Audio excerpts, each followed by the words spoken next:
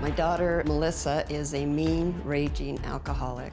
Melissa's been drinking hard liquor heavily for 6 years. Melissa's very belligerent when she's drinking. Nobody cares if I die! Melissa will swear. She will tell me how awful I am. Melissa gets really drunk, and that's when she's the meanest. She just keeps drinking past that point to where she blacks out. I've seen my daughter fall down multiple times from drinking, down the steps. Melissa has totaled 2 cars, one of mine and hers. I am an enabler, very much so. I'm always there if she needs something. I pay her rent. I send groceries to her. If I don't do it, then she'll start the abusive language and she'll yell and scream.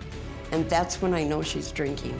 I hate myself. In the last 5 years, I've given my daughter approximately $83,000. I feel like I'm taking care of a child. Melissa's very unhappy. She feels like she's a loser, that she can't do anything right. I'm just angry, and I want it to go away. All I want to do is drink to make it stop. Melissa doesn't have a partner right now. She doesn't have any friends because of her drinking. Every time she gets a job, she'll either binge the week before or just calls in sick. So she's just all alone in her apartment all day. I am the only person currently supporting my daughter. I am her only lifeline. Leave me alone, Mom. I keep giving her money because I felt if I gave Melissa enough stuff, enough money, she wouldn't have to drink. I am absolutely worried she's gonna die. Hi, Hi. it's good to meet you. Nice to meet you. How much money do you think you spent on your daughter trying to get her to be a contributing member of society? About $83,000. So what have you gotten for your 80, 90 grand? A drunk daughter, A drunk daughter. right? And Yes. is she worse off today than she was before you started spending that money? Oh, yes. Oh, yes. She's So much worse. you've bought worse than you had to begin with. You keep doing the same thing over and over, and you're ruining her life. Absolutely. Now, let me ask you, are you here to explain, defend, change, justify? What are you here to do with regard to your behavior? I am here to change my behavior. She's totaled cars, wrecked cars. I watched her falling down the stairs, Yep. laying unconscious in the snow. If that was my life highlight reel and you were my manager, I would fire your happy ass. I would. I would call you in and say, "Hey, sorry, Debbie, but I'm going to have to get somebody else because you're not managing me very well." No. And Melissa's tried firing me, but it just goes back. Well, maybe you're not good at this. I am not good at it. Absolutely not. Well, If I was good at it, I could get out of it myself. oh, you pay her rent, groceries, utilities, you bought her furniture, cars. I mean, Yeah. that's what enabling means. I mean, that word gets used so much that it kind of loses its meaning. What we're talking about here is she's poisoning herself with alcohol. Yes. And so you make it possible, practical or easy for her to poison herself with alcohol.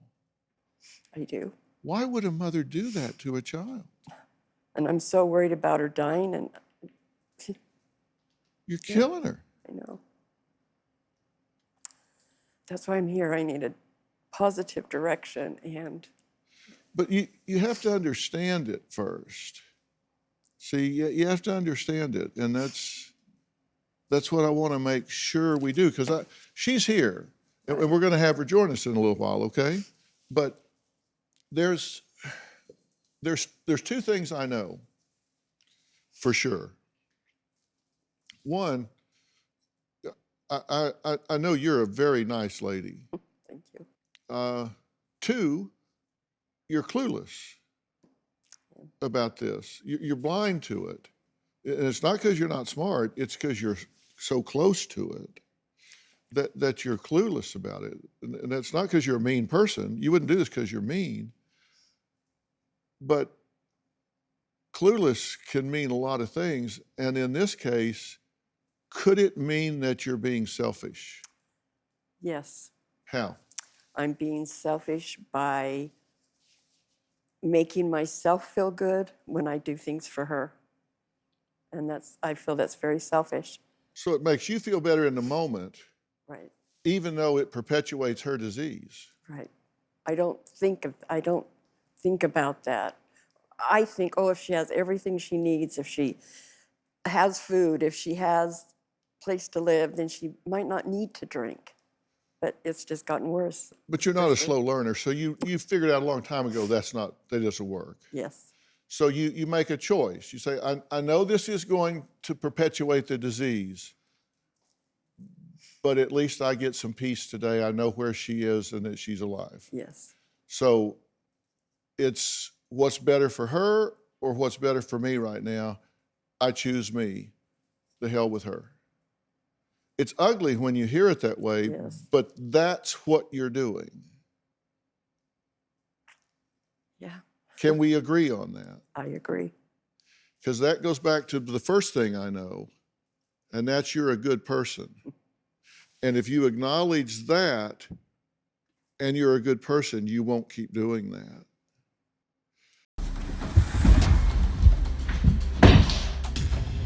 I have a massive drinking problem. I usually drink vodka and I'll go for 2 days without drinking, and then I drink to the point where I black out and I have seizures. I turn into the devil. I say mean things to my family. I scream, I throw things. It brings out somebody that I hate. I'm pissed.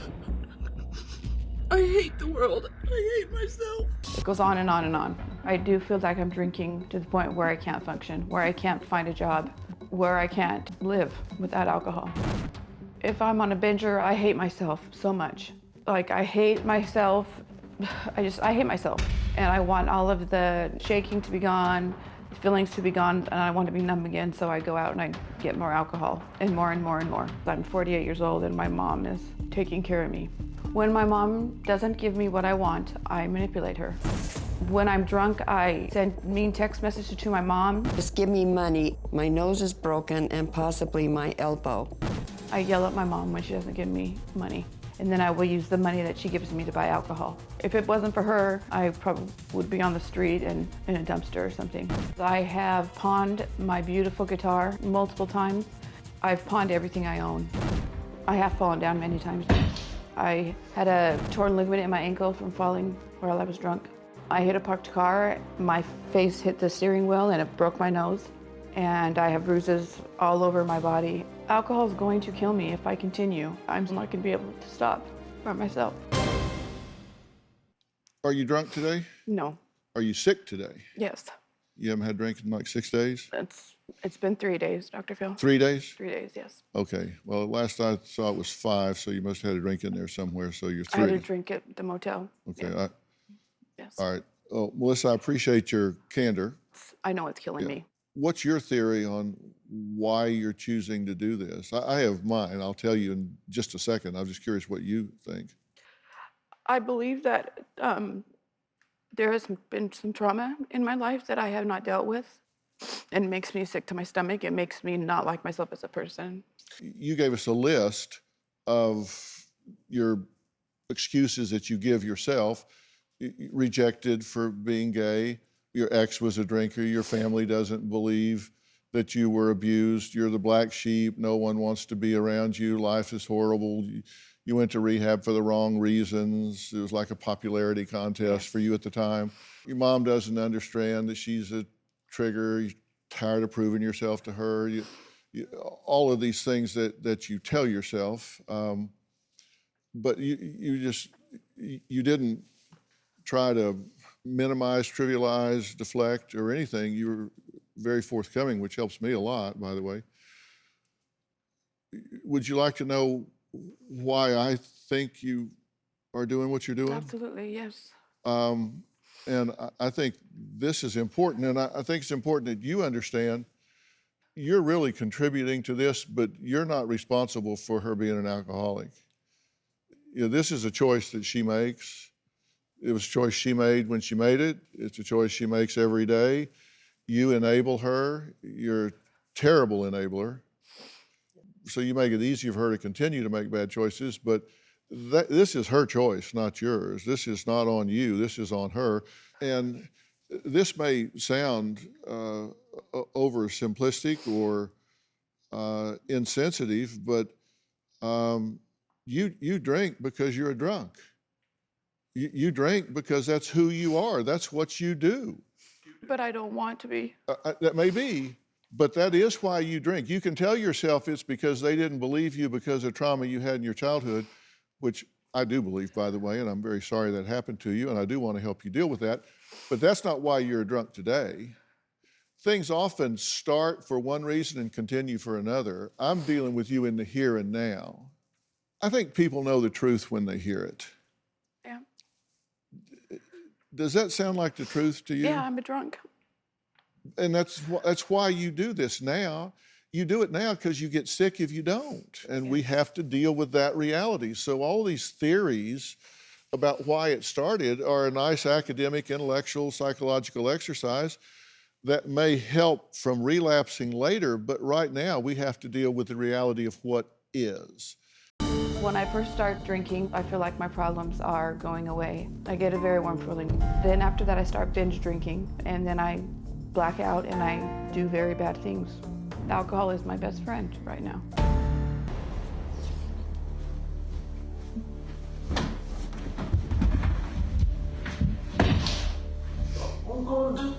That should make you feel good.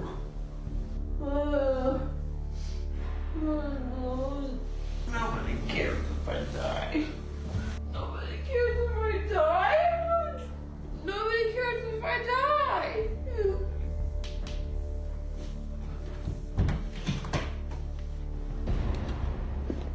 Who cares if I die? Nobody. It's not I'm important. Nothing on earth. Leave me alone, Mom. Please leave me alone. Okay. If that's what you want, just wear your car keys and then I'll leave you alone. I'm gonna go.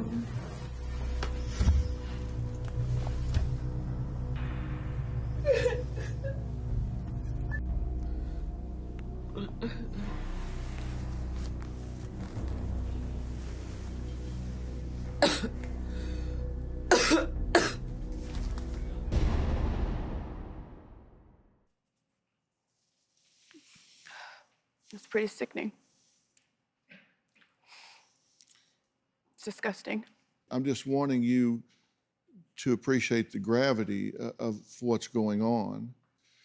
And it impacts you, it impacts you, it impacts your marriage. Layne is Debbie's husband. They've been married for 29 years. He doesn't currently live with his wife because he says, well, Malissa has taken over her life. I am fed up with the situation between Deb and Melissa. My wife's life is consumed with Melissa's life.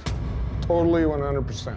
She is Melissa's caregiver from the time she wakes up till the time she goes to bed. She gives Melissa much more attention than she gives me. Deb is enabling Melissa to drink, and if Deb does not figure out how to take the focus away from Melissa, she's gonna die. It is not right for a 69-year-old mother to be taking care of her 48-year-old daughter. Melissa has always been chaotic, disrespectful, and manipulates her mother to get what she wants. Melissa will drink enough to put herself into the hospital, threaten suicide. She'll make up stories about her car needing to go in for service. Most of this money that is going towards Melissa is coming out of my pocket. That's not right. I don't want my marriage to end because of Melissa. Deb needs to let Melissa fend for herself so I can have my wife back.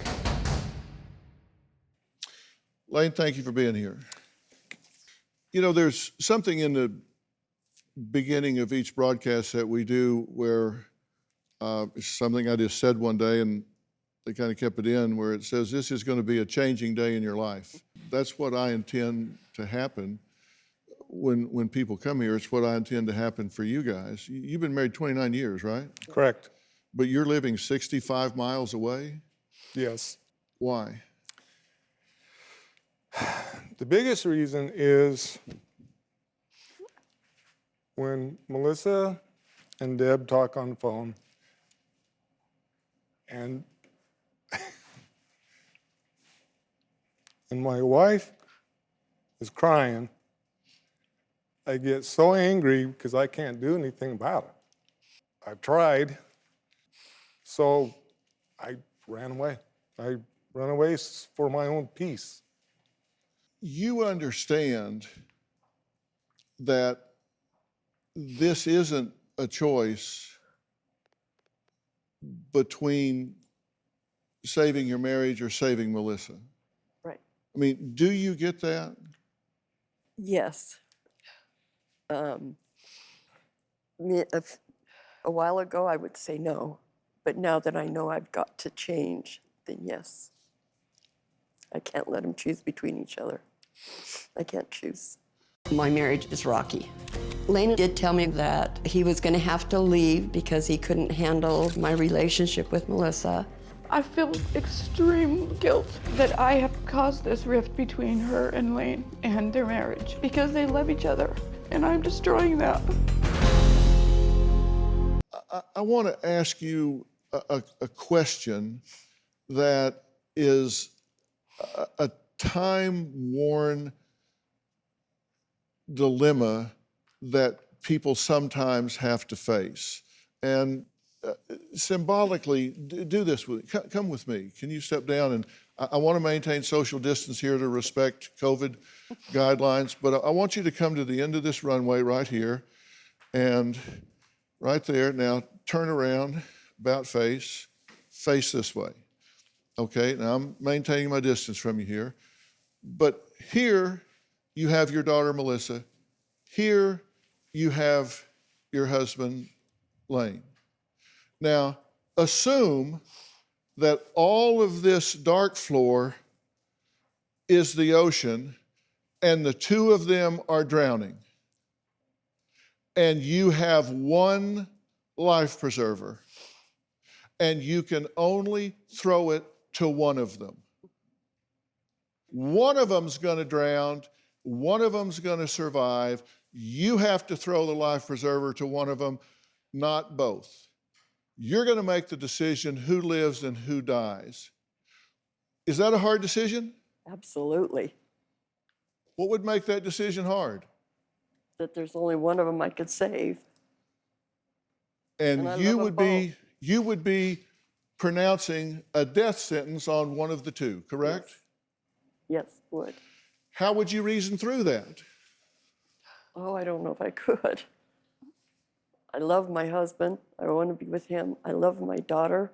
I want her to be around and healthy. And Well, you could think, well, he's already lived 70 years, so years life lost wouldn't be so much for him. But then you could say, well, she's killing herself anyway. She's not using her life very well, so maybe I should save him. But then she's younger. It would be more of a loss for her than for him, but yet he's using his... You could talk about it till your head exploded, right? yes, And you love them both. yes, very much. Let me change one thing. You have one life preserver. If you throw it to her, she's going to drown anyway. If you throw it to him, he's going to live. Throwing it to her won't save her. Throwing it to him will save him. Where do you throw it now? I would throw it to him Why? because I love him and he's my life partner. Why not throw it to her? She's your daughter. Because I'm already dead, Mom. Because the road she's going on, she's going to be dead. No, I'm telling you, the rules of this game is if you throw it to her, she would drown anyway. So she's The gonna help drown. you have wouldn't save her. You've been living this every day. You've been throwing her everything you have, and she's been it away. You've been leaving him over here treading water, and all he wants is to be with the woman he loves, the woman that loves him. He wants to be with you. He wants to grab on. You've thrown her 90,000. You're going to keep doing that? No, I can't. You're going to keep throwing her life preservers that she doesn't want, doesn't use, can't handle? No, I can't. Wouldn't it be amazing if you threw it to him and found out, you know what? She can swim. That would be awesome. Wouldn't that be the best of both worlds? Yes, it would be. I can. Are you willing to find out? That's the question. Yes, I am. Very much so. What do you do all day? All day now I drink. I tell you what I'm willing to do to help you. I think you need to start talking to someone to start unraveling this ball of yarn. And I'm a big fan of teletherapy, maybe because I'm one of the founders of a company called Doctor on Demand, which is one of the biggest telemedicine companies in the world. But it's also a great resource. And I'll instantly set up 10 sessions for you with a board certified and licensed therapist to start lining things out for you to start making a life plan here. And I think you need to go to meetings and be active. And I don't care whether you think you like that or whether you don't. I think you absolutely need that engagement. And I know right now a lot of it is Zoom, which isn't as good as real, but I still think there's value in that. And you've failed in rehab 4 different times, but I'm telling you, if I set this therapist up for you and you do it, and you do 30 meetings in 45 days or 30 days, whatever you do, and you remain sober during that time, then I will personally make available to you a top-notch dual diagnosis treatment program that will intervene with you in a very personalized way and let you do this right one time. The next 6 months are going to go by whether you're doing something about this or whether you're not. I want you to look back 6 months from now and go, wow, I can't believe that was me then, and I'm so glad this is me now. And I'm willing to take those steps with you if you're willing to take those steps with me. Absolutely. Thank you. Will you lean into that? Yes. Because I believe in you. Thank you. I believe in you. Thank you. Thank you. Okay? The requisite is you take a step back, butt out, you two get back to doing what you do, and let the professionals handle this, because you don't help. So zip it, sister.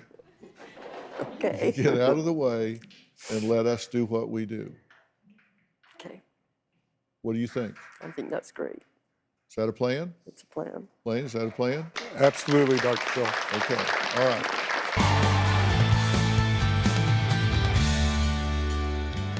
Hey. I just wanted to comment. I think I hope y'all get my point about this enabling. I think words get overused so much that they lose their meaning. So when you say enabling? Well, I'm making it possible for them to poison themselves, ruin their life and that of others, and I'm working to make it possible for them to do that. And I hate that people come here last. They go, oh, you're my last resort. We've tried everything. Come here first. I'll save you $90,000. Seriously, if we could have done this 10 years ago, she would have $90,000 in the bank, and her daughter might not be so deep down if they would listen. This is possible, I swear. April, what do you want to say? I just wanted to say that I've been watching you since forever, and that I'm an addict in recovery, and I have 5.5 years clean. Well, congratulations, because let me tell you,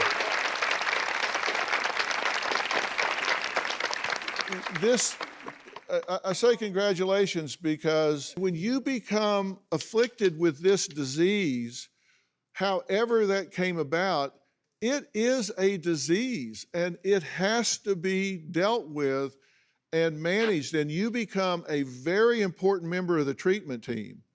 And for her to have 5.5 years clean, that means she is leading that treatment team. She's getting up every day and making right choices every single day. And she's predisposed to making wrong choices. So she's having to carry a burden that others that have not been afflicted with that disease have, and that's not easy. And God bless you, April. I'm proud of you for doing that. Thank you. So thanks for sharing that. Tanya, go ahead. Hi, Dr. Phil.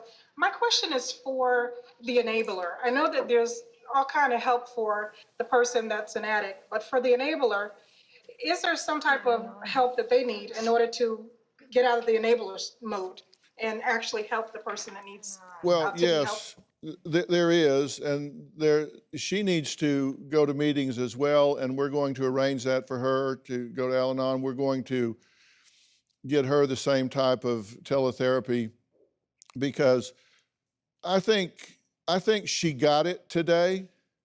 I think she got it when she was standing right back here on the edge of the dock, but old habits die hard. And I think she's going to need reinforcement that, you don't break habits. What you do is you replace one set of behaviors with a new set of behaviors. And she's going to need help on what that new set of behaviors consist of. And we're going to make sure that she gets that help and support. Guys, I got to run. Thank you so much. Melissa is a raging alcoholic. She's fallen down the stairs. She's self-destructive. What do you do all day?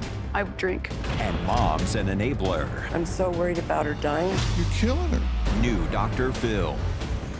Check your local listings.